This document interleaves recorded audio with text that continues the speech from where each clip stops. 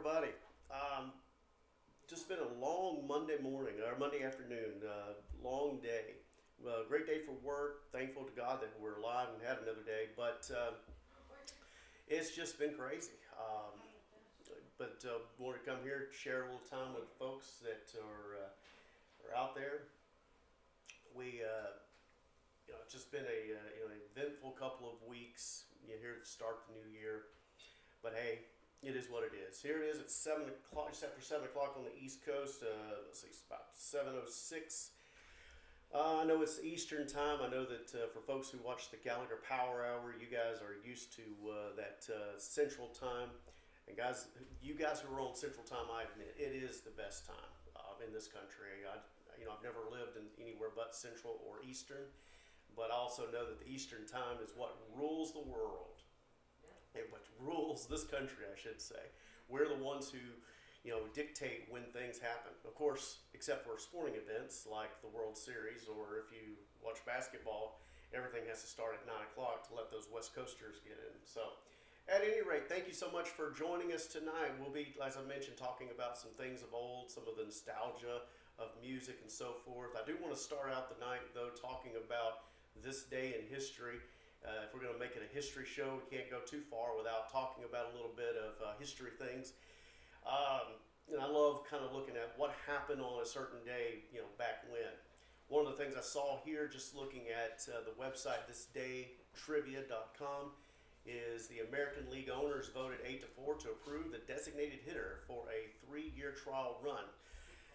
Well, obviously that trial is still going. It's permanent, and it looks like it's becoming more and more of a fixture. I'm a traditionalist. I would rather see folks, I'd rather see the pitcher hit. I think it's a very important aspect of baseball. That's just me, though. Going on, other things we had here today, Surgeon General on this day in 1964, the Surgeon General's warning on smoking was placed on the cartons for the first time, or on the packages. What else do we have here in terms of history? 1922, first human use of insulin to treat diabetes. In 1908, the Grand Canyon was declared a national monument by President Theodore Roosevelt. He declared, "Let this great wonder of nature remain as it is now. Do nothing to mar its grandeur, sublimity, and loveliness. You cannot improve on it." Amen to that. Just 31 years ago, I remember this on the news as a child. Sorry if I offended anybody who might be watching who looks at that and says, "Hey, why are you saying you're young there?" The West German disco bombing. I don't know if you remember that or not, honey. It was a terrorist attack. A German woman was arrested for the 1986 West. Oh, that's what it was. It wasn't the bombing itself. It was in '86. The West Berlin disco bombing. The U.S. had originally blamed Libyan leader Muammar Gaddafi and retaliated by bombing Libya, killing his infant daughter. She was aided by the Palestinian husband, another Palestinian, and a Libyan who worked at the German embassy. Moving on, let's see. CBN, the Christian Broadcasting Network, was formed on this date in 1960. In 1935, Amelia Earhart, became the first woman, or first person rather, to fly from Honolulu, Hawaii to Oakland, California. And I saw another one that I really wanted to make sure that I looked at here. Well, this isn't the one, but Alexander Hamilton was killed in a duel on this day with Vice President Aaron Burr. If you know that from your U.S. history. And let me find the one story.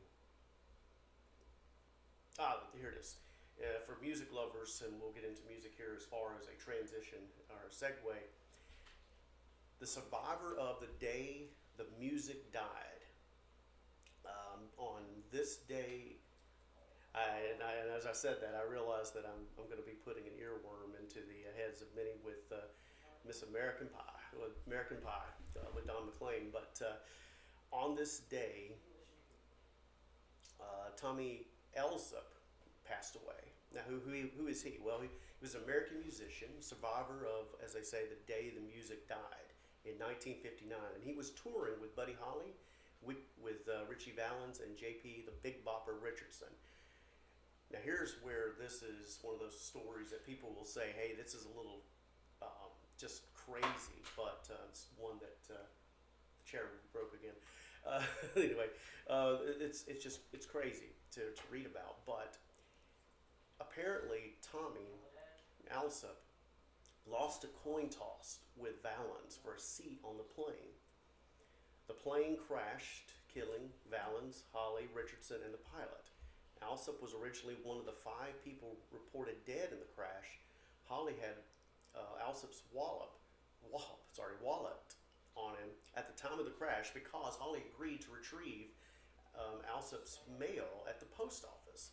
And Alsop was the lead guitarist in Buddy Holly and the Crickets, and an enrolled member of the Cherokee Nation. So that's just a couple of things that we look at here in regards to our concentration, our focus on history today.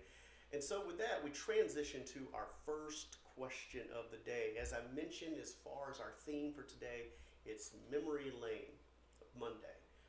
And I thought it'd be kind of a cool idea to go back and consider things of our past, like our, whether it be music, whether it be technology, gadgets, and so forth. And I will say that I enjoyed seeing that stuff. Let me look at the chat line here for just a moment. I see that we got Sandy Statham on. Thank you so much, Sandy, for jumping in. Judy, thank you so much. You and Dave, hello. Luke Weekly, good to see you as well. It was a cool day for when you invented. How old are you, Luke? When you invented the wheel. What's wrong? Judy. I just said Judy to Dave. Yeah. Okay, Judy and Dave there. But the first question I want to put out there, and certainly this question may date a few of us. Dana and I were already talking about this a few moments ago, and it's in regards to music. Now, before I get to the music, I just wanted to say, looking up old technology, appliances and stuff, it brought back some memories. Memories of my household and what some of the stuff looked like. But we'll get to those in just a second. But the first question I wanted to ask tonight is, what was your first CD, cassette, record, or 8-track? And I put all of those on there because there may be some folks that could say that they bought an 8-track to start off their music collection. Honey, what was your first whatever? You were holding out on me, and I told you that. 8-track. 8-track was your first. I didn't buy it. I was given it as a Christmas gift. I wanted it. Kris Kristofferson and Rita Coolidge. Kris Kristofferson and Rita Coolidge. Let me fix this cup here. Sorry about blocking the camera, guys. Kris Kristofferson and Rita Coolidge. Was this now? I'm trying to recall on 8-tracks because my grandfather had 8-tracks. What was it? How many songs were on the 8-track? You don't remember? 70s. It's from the 70s. Yes, I know. I can't recall. Now I'll remember as far as 8-tracks. My favorite one that my cousin and I would burn out. It would just about, I guess, just wear out in my grandfather's truck was Johnny Paycheck. Of course, it was Take This Job and Shove It. But there was another one too that was a guy who was a comedian, but he also sang gospel hymns. Ray Stevens?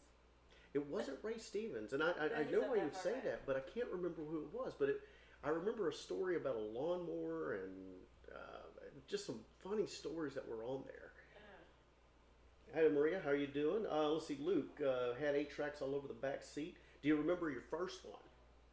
No. Do you remember, like your first, like the first CD, cassette, record, or 8-track? I don't remember my first record I got. I remember buying one at a carnival or something, or a circus. It was, I don't even remember the group's name now. And as far as cassettes go, I remember buying, of course, I think a couple of Garth Brooks or Restless Heart or something like that. I had a bunch of things, but CD, for some reason, my first CD always sticks in my mind, and it was a country group called Brother Phelps. And they were, I think they were, brothers that had originally been in the band, the Kentucky Headhunters. And I thought that was just, I liked one of their songs, and I bought it for that reason. I think most of my CD collection, honestly, came about by accident. And what I mean by that is, and if any of you remember back in the 80s and 90s, we had something called, was it BMG or Columbia House? And you had those, you get the mailers with the little stamps, and you would stick, or stickers, and you put them on the card, send it back in, and you get your 6 CDs or 6 cassettes for a penny. And then if you weren't smart enough to stop the registration of getting into the process of getting those, you might get another CD or cassette for, you know, every month.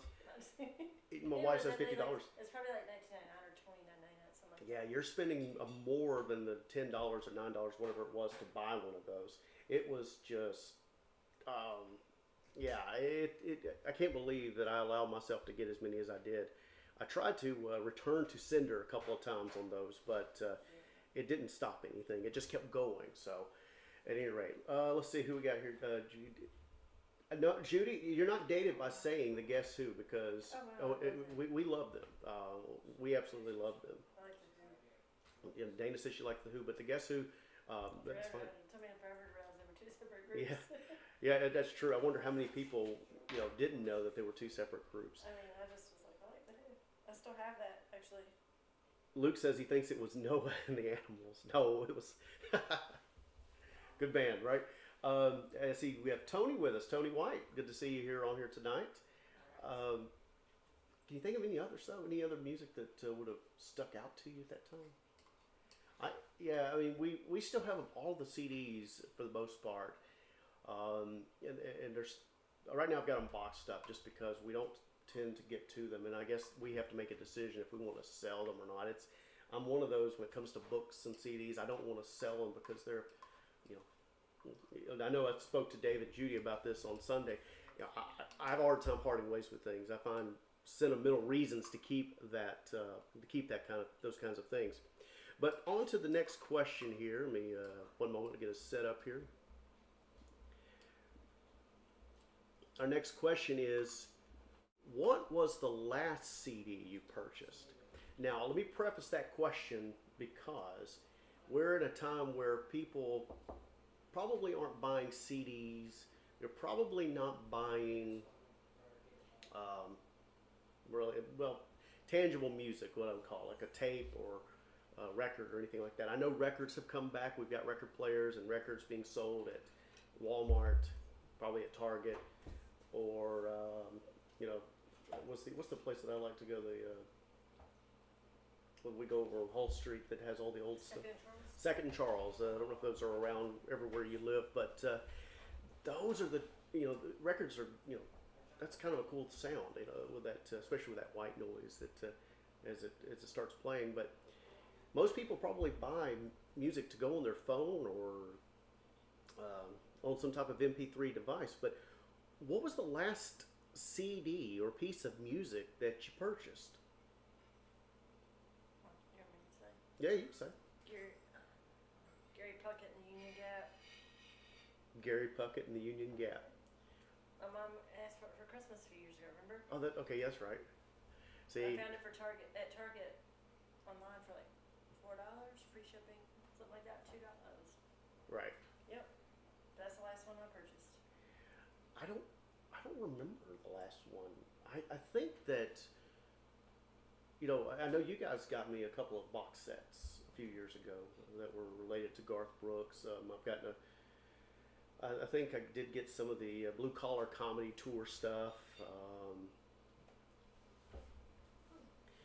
Dave, yeah, okay, so Fleetwood Mac for Judy for Christmas. Yeah, now, if it comes down to buying digital music, that was one of my last purchases too. I got one of the greatest hit selections for them. I absolutely love Fleetwood Mac. You know, most people, I mean, there's some people who disagree with me about their music, but I just think that you know, they're influential. For people who like Keith Urban, for instance, some of his guitar sounds seem to originate with that style of music. But hey, Wendy, thank you so much for watching tonight, cuz. Let's see. Luke says West Virginia Christian Youth Camp CD every year. Andy Robinson and several people sing church songs to raise money for the camp. CDs are awesome. Well, that's those are cool CDs to have as far as just having good Christian music. We I think the last one of the like an acapella CD in particular that we got might have been from, was it Thad who allowed us to burn a copy of one a few years ago, but it was like one of the Christian camps. So those I love to hear, especially the college age kids singing a lot of those devotional songs. So, all right. So the catalyst for again, one of the reasons why I wanted to tackle the topic of older things was to kind of go back and look at old appliances. And I asked this question because, what was the most outrageous appliance you or your family had? And I actually need to preface that. Let me change that question for a moment. It's not about the appliance, it's the color of the appliance. What was the most outrageous color for an appliance that you had? Let's change that up here real quick.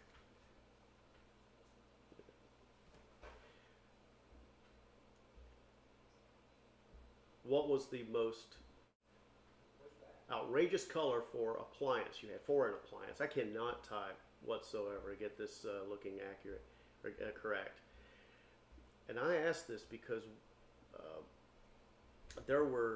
I remember growing up, and of course we had avocado.